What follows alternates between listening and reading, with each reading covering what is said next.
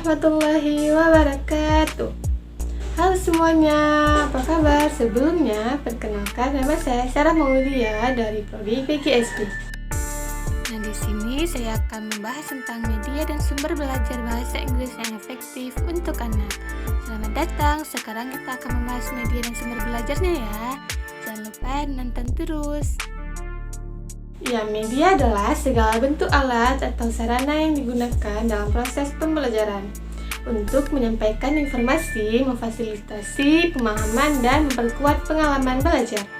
Media belajar dapat berupa benda fisik, benda teknologi, atau yang digunakan untuk menyajikan informasi secara visual, auditori, atau interaktif. Media belajar bahasa Inggris yang pertama yang efektif untuk anak adalah media belajar buku atau majalah.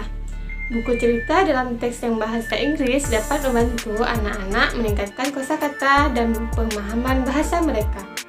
Pilihlah buku cerita yang sesuai dengan tingkat bacaan dan minat anak-anak ya. Yang kedua ada kartu belajar. Kartu belajar atau kartu kata adalah kartu dengan kata-kata dalam bahasa Inggris yang biasa digunakan untuk anak dalam kehidupan sehari-hari. Anak-anak dapat mempelajari kosakata baru dengan cara yang menyenangkan. Yang ketiga, ada aplikasi pendidikan bahasa Inggris. Ada banyak aplikasi pendidikan yang dirancang khusus untuk anak-anak belajar bahasa Inggris secara interaktif. Contohnya adalah Duolingo Kids. Siapa sih yang gak kenal Duolingo Kids? Lingo Kids, ada juga Fun English Games. Aplikasi ini seringkali menyajikan materi pembelajaran dalam bentuk permainan yang menarik. Jangan lupa digunakan ya. Yang keempat, ada lagu atau video pembelajaran. Anak-anak cenderung menikmati musik atau video. Gunakan lagu dan video dalam bahasa Inggris sebagai alat untuk anak dalam belajar bahasa Inggris, seperti Taylor Swift, Begin Again, Rex Brian, Kids Brian, dan lain sebagainya. Nah, sekarang kita akan masuk ke sumber belajar. Apa itu sumber belajar? Sumber belajar adalah segala jenis media, benda, data, fakta, ide, dan bahkan orang yang dapat mempermudah terjadinya proses belajar bagi peserta didik.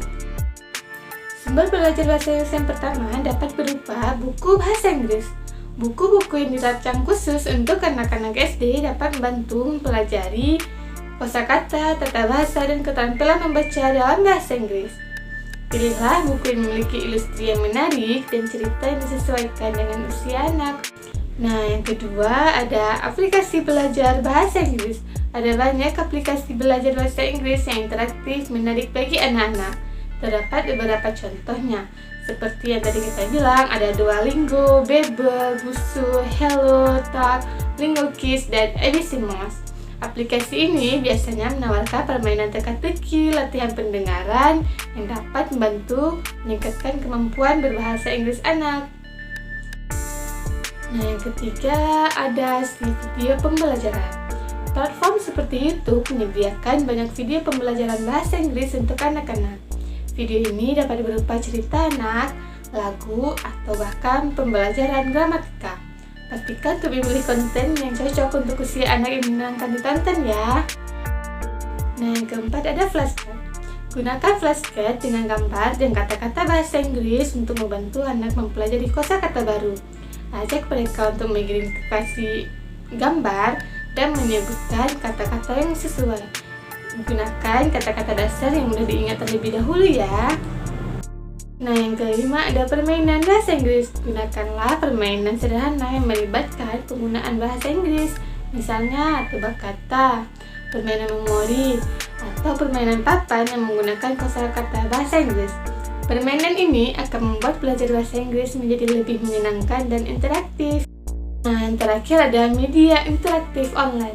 Media interaktif online yang cara penyampaiannya melalui jalur jaringan. Contohnya seperti BBC Learning English for Kids, Fun English Games, atau British Council Kids.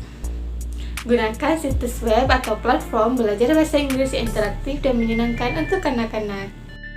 Nah, pasti kita bingung, apa sih perbedaan media belajar dan sumber belajar?